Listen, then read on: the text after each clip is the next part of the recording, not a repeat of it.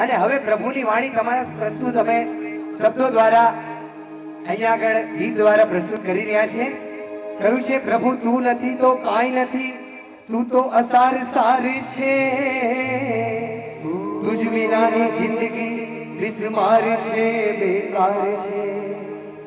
પ્રભુની વાણી સુનવાથી જે પણ મનના સંશય હોય, કદાચ કોઈ કન્ફ્યુઝન હોય, પ્રભુ વાણી તો આપણે સુની ન શકતા, એ જ ગુરુ વાણી છે। સારા વ્યક્તિ દ્વારા સાંભળીએ, ગુરુ ભગવાન દ્વારા સાંભળીએ તો આપણી મનની શંકાઓ દૂર ટળે અને હૃદયના દ્વાર ખુલે, તો જ પ્રભુનું આગમન આપણા હૃદયમાં થાય। માટે મનની શંકાઓ દૂર ટળે, આ મનની શંકાઓ દૂર ટળે, પ્રભુની વાણી સુણવાથી હૃદયના બંધ દ્વાર ખુલે, પ્રભુની વાણી સુણવાથી। જય હો, સાચી વાત છે।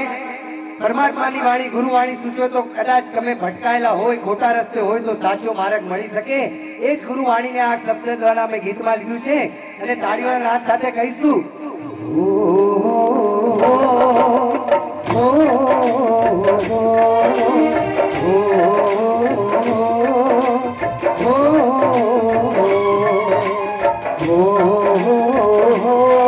એક એક કણી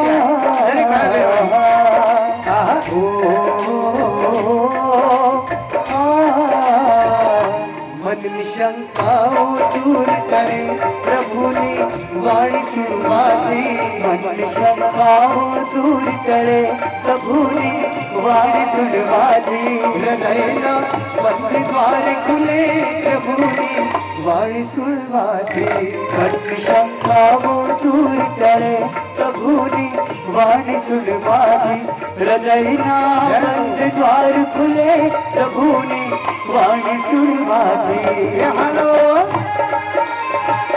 જય હો। મેં કીધું કે 2 કલાક મળ્યા છે, આ એટલી ભક્તિ કરી લેજો અને આ બધું પુણ્ય મારા દાદાના ચરણોમાં અર્પણ કરશું। જય હો। હા, મારા બાજો કેવો ભક્તિ કરી રહ્યા। જય હો બા।